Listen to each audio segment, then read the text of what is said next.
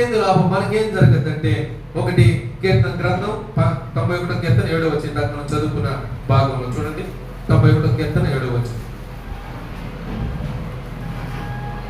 చదువుకుంటే, నీ ప్రక్కలను చూడండి, నీ ప్రక్కన 1000 మంది పడినను, నీ కుడి ప్రక్కలను అపాయం నీ వద్దకు రాదు. ప్రభువు నీ దగ్గర ఉంటే మొట్టమొదటిగా నీకు కలిగేది ఏంటంటే అపాయం. They have no danger, you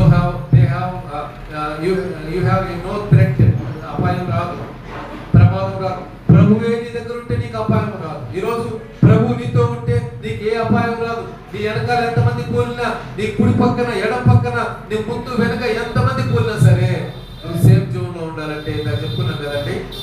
తల్లి తన కుమారుడు విషయంలో ఎలా ప్రార్థన చేసిందో, ఒకే నమ్మకం, ఒకే మరి నమ్మకంతో ఉండి